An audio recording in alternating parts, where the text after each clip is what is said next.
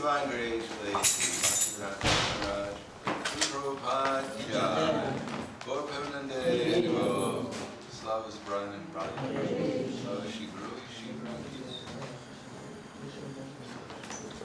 Om Agyan Tvanandasya Gananjana Salakaya Surmaitam Yena Tasmai Shri Gurave Namaha Shri Chaitanya Vishnu Stapitam Yena Bhutale Swayam Rupa Padamayam Dati Swapadantikam Vandeham Shri Guru Shri Yuta Pada Kamalam Shri-Guru Vaishnavamscha Shri-Rupam Sagradatam Sahagana Raghunatam Vitam Tam Sajivam Sadvaitam Savadutam Brijana Saitam Krishna Chaitanya Devam Shri Radha Krishna Padan Sahagana Lalita Shiva Sakan Zitamscha Hey Krishna Karna Sindhu Dinabandha Jagate Gopesha Gopika Kanta Radha Kanta Namostate Tapta Kanchana Gaurangi Radhe Vrindavaneshwari Vrishabhanu Siddhadevi Pranamami Hari Priye Vanchakava Dhruvyascha Kripa Sindhu Vimatra Patidana Pavanebhyo Vaishnavebhyo Namo Namaha Shri Krishna Chaitanya Pranityananda Shri Advaita Gadadhar Srivasadi Gaur Bhaktivinoda Hare Krishna Krishna Krishna Hare Hare Hare Rama Rama Rama Hare Hare Om Namo Bhagavate Vasudevaya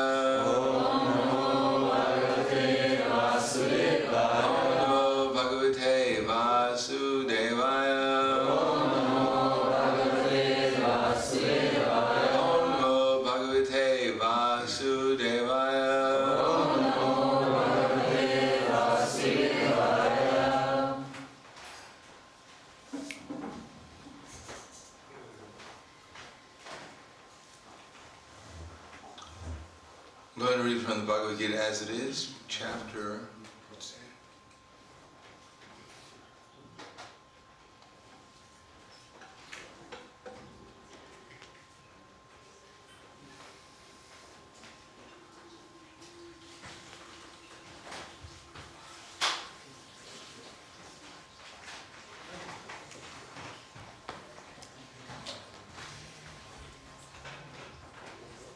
Chapter 7, text number 1.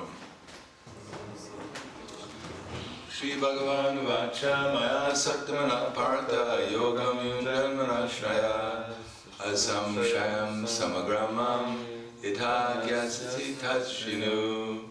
Now hear from me, O son of Pritha, how by practicing yoga and full consciousness in me, with mind attached to me, you can know me in full, free from doubt. So please repeat. The Supreme Personality of Godhead said, now hear from me, O son of Pritha, how by practicing yoga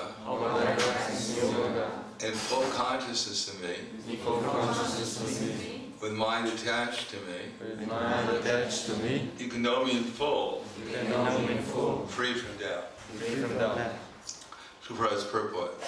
In the 7th chapter of the Bhagavad Gita, the nature of Krishna consciousness is fully described.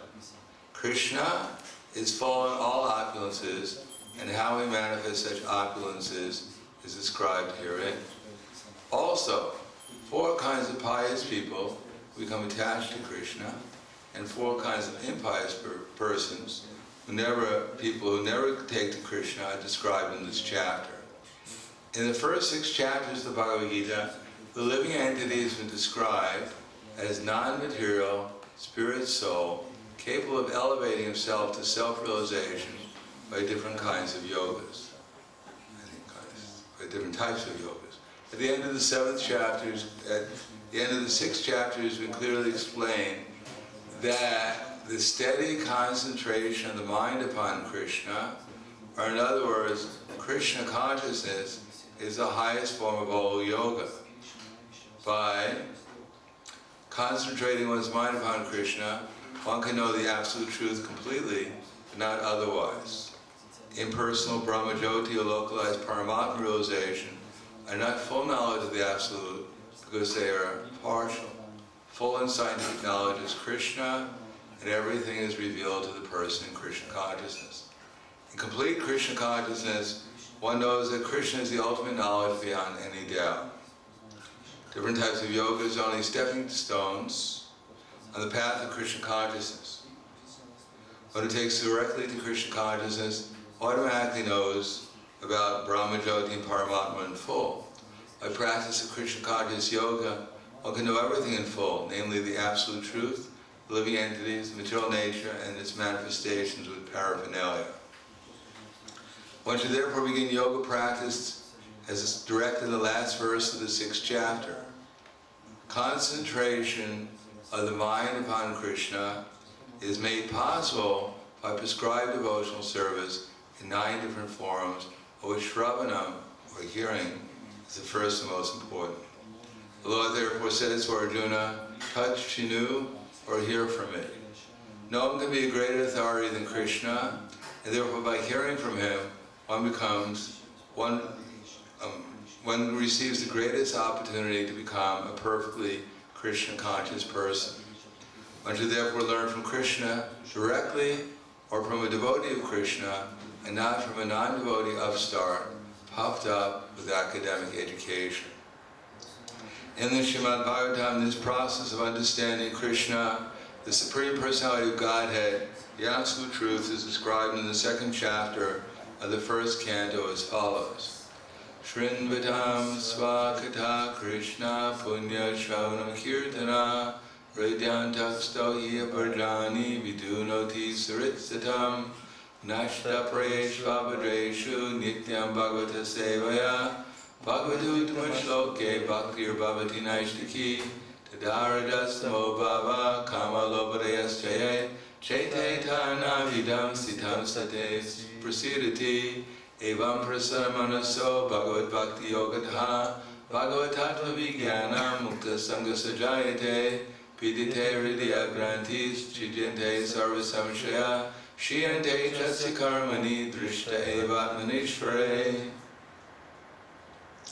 To hear about Krishna from the Vedic literature, or to hear from him directly through the Bhagavad Gita, is itself righteous activity.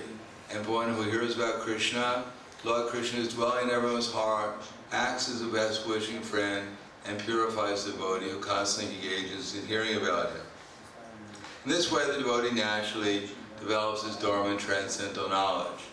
As he hears more about Krishna from the Bhagavatam and from the devotees, he becomes fixed in the devotional service to the Lord. By the development of devotional service, one becomes freed from the modes of ignorance and passion, and thus material lust and aberration diminish. When these impurities are wiped away, one remains steady in his position of pure goodness, becomes enlivened by devotional service, and understands the science of God perfectly. As Bhakti Yoga severs the hard knot of material affection and enables one to come at once to the stage of a samshayam, samagram, understanding of the Supreme Absolute Truth, Personality of Godhead. Therefore, only by hearing from Krishna or from his devotee in Krishna consciousness can one understand the science of Krishna. So the text again. Shri Bhagavan Vacha Maya Saktamanat Parata Yogam Yunjamana Shayaha Asamshayam Samagramam Ita Gyasasi Tatshinu. Now hear from me, O son of Pritha, how by practicing yoga in full consciousness of me, with mind attached to me, you can know me in full, free from doubt.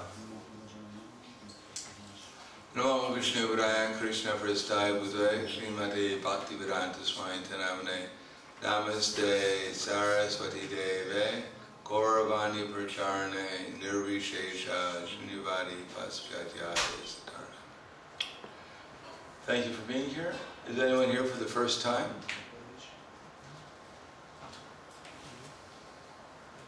Anyone here for the last time?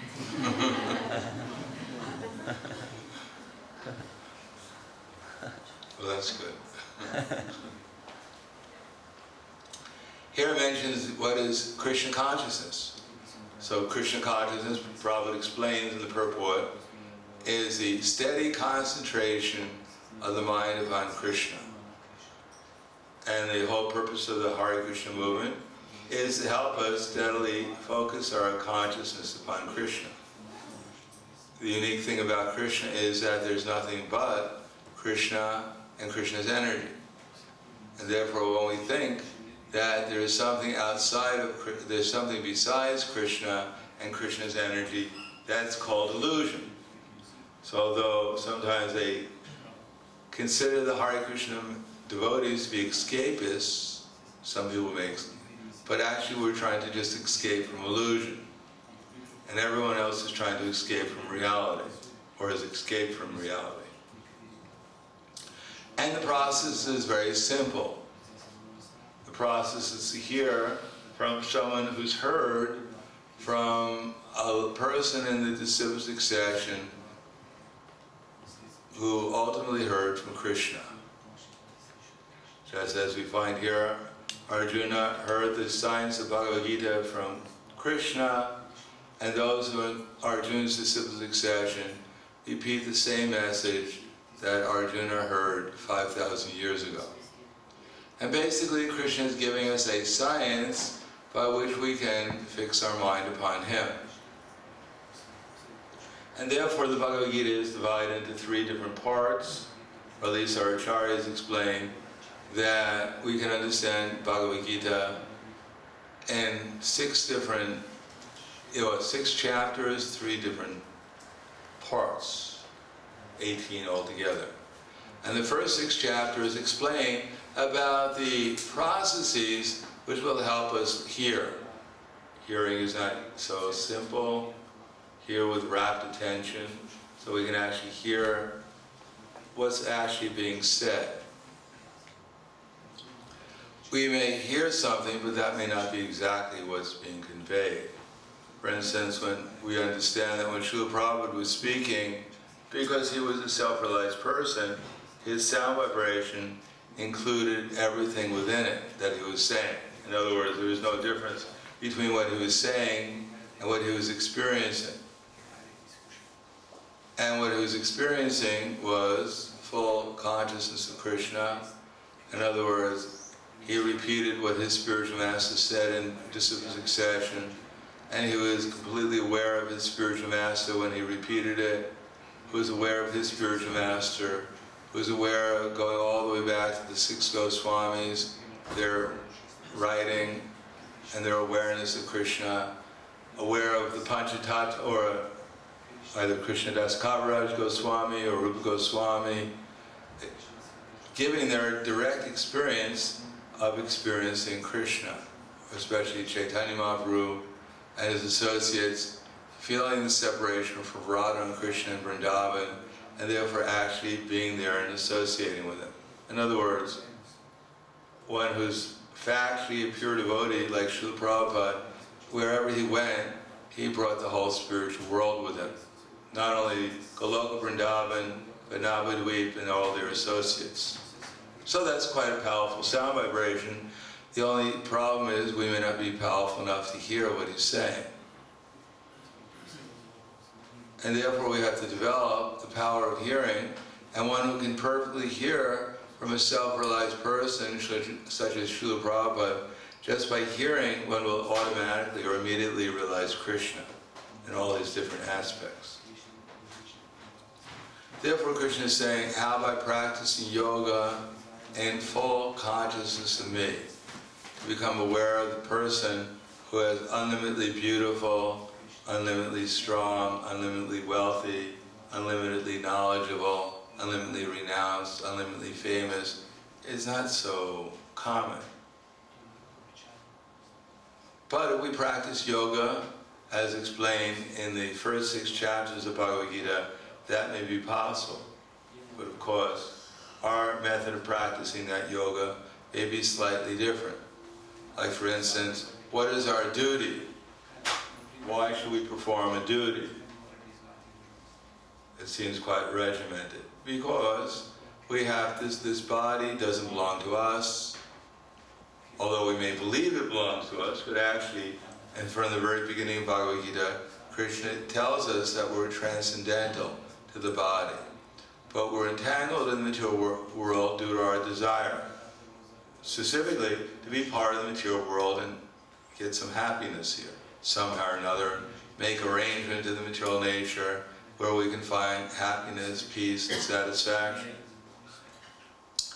But while we're trying to do that, we should try to avoid the problems of material existence, namely the fact that as long as we unrestrictedly try to satisfy our material desires, we unrestrictedly get into trouble. And therefore, in the midst of trying to have a peaceful, comfortable, happy life, we should find out how to work here in such a way as to avoid the problems of being in the material nature. Material nature, material energy, or Maya, she's like the police force. And believe it or not, we've all been arrested. Not only have we been arrested, but we're in jail right now. And if you wonder what your jail looks like, then just look in the mirror. That's it. The beautiful jail cell that we sent pictures on Facebook about. Did you see my jail cell? I decorated it this week. And material nature has not only arrested us and put us into the Bali concept of life, but she's also chastising us or torturing us because we're terrorists. And therefore we're getting our just desert. And what is that torture?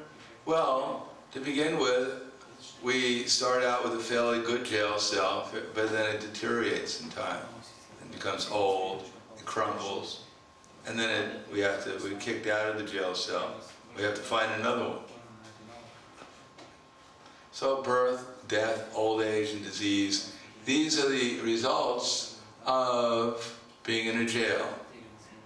And then there's the other miseries, such as the jail cell is a very uncomfortable place to live. It's cold in the winter and it's hot in the summer. There's not enough water sometimes, and sometimes there's too much. The food is not so good in a jail cell as we'd like it to be. And sometimes the guards come and they beat us. Or other living entities live with us in the jail cell and they eat our food. Or they eat us. And then there's other problems. So it's called Adhyatmika, Adhibodhika, and Adhidevika, miseries. And in the midst of all the problems of material existence, we're struggling to become peaceful, happy, and satisfied.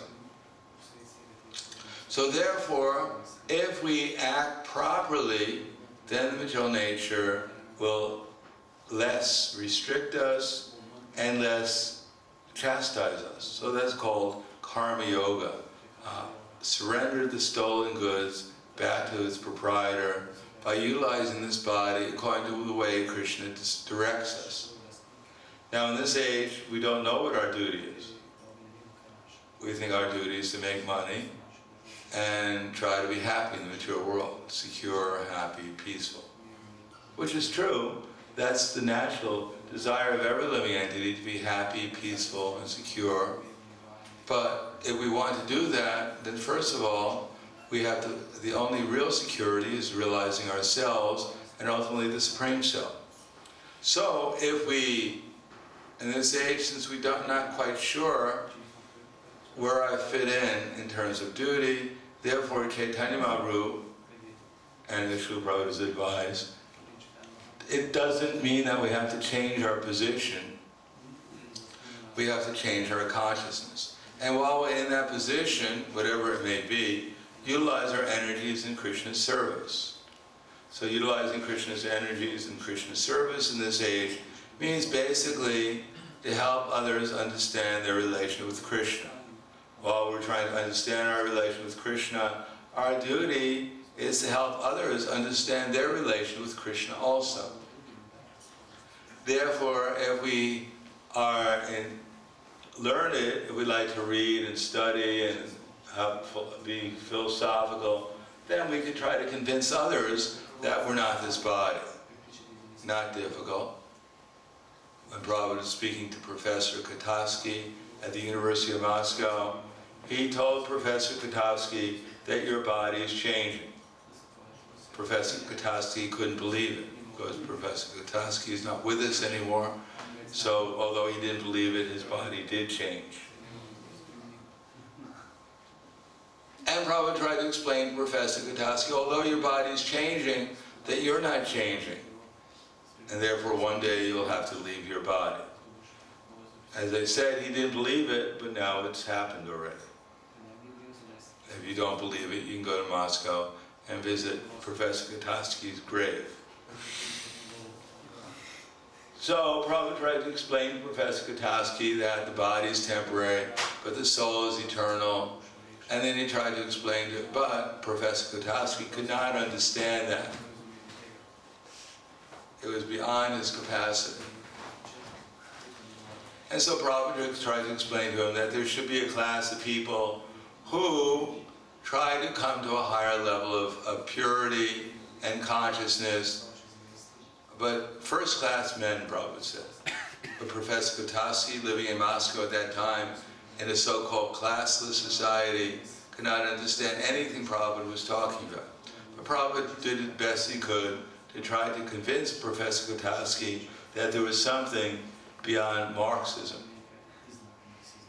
Because the one thing that Prabhupada said that Professor Kataski couldn't disagree with, Prabhupada said, what is the difference between your Marxism and our Krishna consciousness?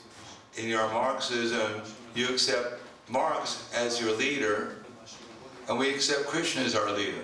So both of us have to accept a leader. That Professor Kataski couldn't deny. Unfortunately, he chose Marx. Fortunately, we're choosing Krishna. So if we're a learned person, then we should try to convince people that Krishna is the Supreme Personality of Godhead. I remember one time I was sitting with Srila Prabhupada in Buffalo in 1969, and Prabhupada was, they invited a man, Professor Lau, Dr. Lau, who had invited our temple president to come and open the center in Buffalo. And there was just Dr. Lau, Srila Prabhupada, Dr. Lau, myself in the room, and Dr. Lau was an impersonalist, a born-again impersonalist, which means he'll be born again and again and again. That's born again. And Prabhupada tried to explain to him our philosophy. He said that just like you have a mother, so if you want to find out who your father is, you have to ask your mother. So if you want to find out who the Supreme Father is, you have to ask your mother, the Vedas. And the Vedas say that Krishna is the Supreme Personality of Godhead. Professor Lau could not understand what Prabhupada was talking about. So normally, if someone doesn't understand what we're talking about, we try to explain it in a different way. But Prabhupada understood that this is such an obvious analogy. If you can't understand that 1 + 1 is equal to 2, then how are you going to understand advanced algebra? So he repeated the same analogy again. He said, if you want to know who your father is, then you have to ask your mother.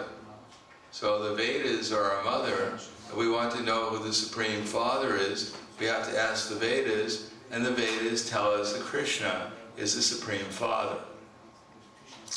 So again, Professor Lau couldn't understand. So I was expecting that maybe Prabhupada would switch the subject or say it in a different way. And no, Prabhupada just repeated the same analogy. He said, if you want to know who your father is, then you have to ask your mother. Isn't that right? The mother is the authority on who your father is.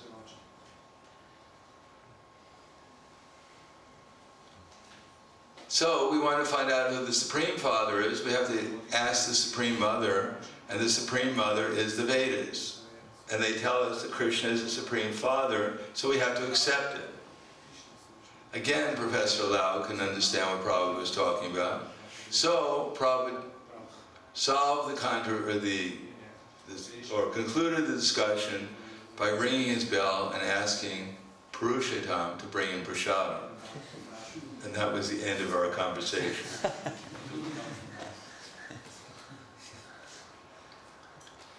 If we're learned, we'll know how to present Krishna consciousness to different audiences, simply to convince people that Krishna is the Supreme Personality of Godhead. It's not that we have some interesting aspects of the philosophy that we're going to present. No, actually, one who is learned in Krishna consciousness, they simply present Krishna consciousness in a way to convince people that Krishna is the Supreme Personality of Godhead and that we're all His eternal servants. Now, if we're not so learned and we don't know how to present Krishna consciousness, then, to all audiences under all circumstances, then we may want to assist the preaching by helping to organize the Sankirtan movement. As an administrator, as a leader, as an organizer. So that's also a valid way of utilizing our energies. And if we're not so organized, or we can't organize others, then we can utilize whatever resources we have in Krishna's service. One time Prabhupada was in 26 Second Avenue. Has anyone ever been there, 26 Second Avenue? Well, this room would be like 26 Second Avenue is about from half the size of this room, if you look at these poles, and up to around that last column. Not a huge building, but it was quite intimate to be there. And Srila Prabhupada was giving a lecture, and one bum from the Bowery came in. Everyone knows what a bum is? Yes. Well, you have to go to New York, you'll find plenty of them. Bums are people who live on the street and they drink alcohol. They don't wash, they don't clean. You can tell them as soon as you get to New York. You can smell them a couple blocks away. They're called bums. In any case, one bum came in and he said, where's the toilet? The Prabhupada said, don't disturb, because he was giving a lecture. But the bum insisted, where's the toilet? And then someone pointed him to the toilet, and then the bum left. And he came back with rolls of toilet paper and put it into the toilet, and then left. And Prabhupada said he's not in his right mind, but still he's doing some service. And therefore his devotional life has begun. So whatever resources we have, if we utilize that in Krishna's service, then that will also help us advance in Krishna consciousness. And if we have no resources, we have no organizational ability, we have no knowledge about Krishna, still if we assist those who have such resources and knowledge, then we'll also make spiritual advancement. So that's called utilizing our energies in Krishna's service. Now by doing that, what will be the result? That our minds will become peaceful. If we're in harmony with the laws of the government, we're in harmony with the police force, then we won't be afraid of the police force. Prabhupada said one day he was walking along with one police official and someone started to flee. And Prabhupada said, what's that? Why are they fleeing? And the police officer said, well, they're criminals. And when they see us, they think we're going to come and arrest them, so they flee away. So if we're in harmony with the laws of nature, we're working properly according to our duty, then we won't be afraid of the police force, Maya, what she's going to do to us. Then we can peacefully hear about Krishna. And if we cultivate knowledge about Krishna, that Krishna is a nice person, he's the friend of everyone, that he's the proprietor of everything here, that therefore he's a controller of everything, and that when he's happy, everyone becomes happy. If we try to please him, that's the best way of becoming happy. And he wants everyone to be happy. He's a nice person. He didn't put us here to suffer. We came here to suffer. That is, in the government there is the prison, and also there is the educational institution. The government doesn't advertise, generally speaking, that people go to the prison. They advertise, take advantage of our educational facility. But people, because they're criminals, they break the law and they're sent to the prison. But the criminals can't blame the government. Why am I in prison? Why didn't you put me in the educational institution?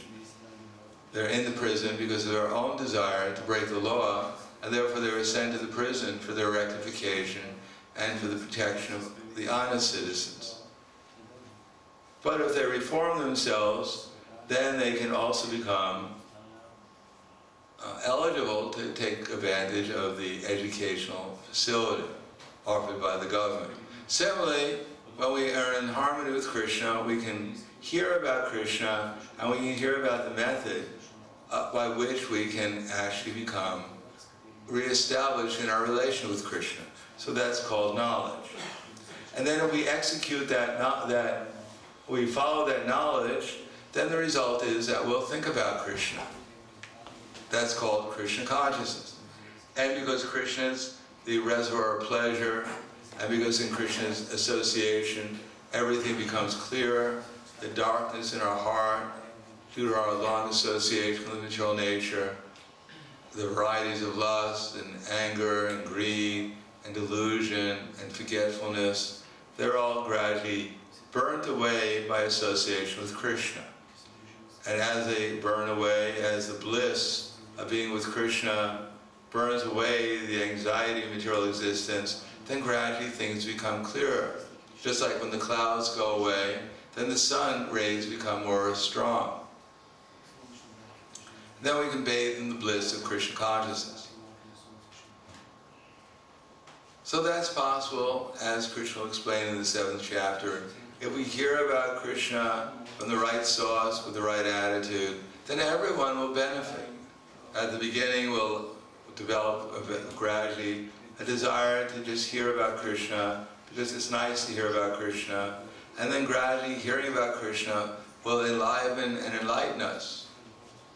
And at the professional stage, hearing about Krishna means that we'll be directly associating with Krishna and his associates, feeling unparalleled ecstasy and love and bliss, and experiencing their loving exchanges with each other, and experiencing our own feelings of love for Krishna and his associates.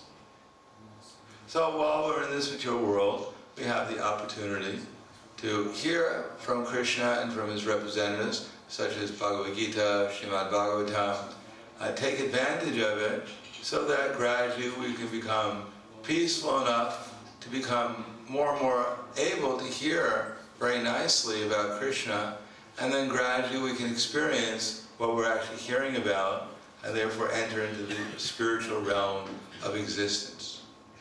So, well, thank you.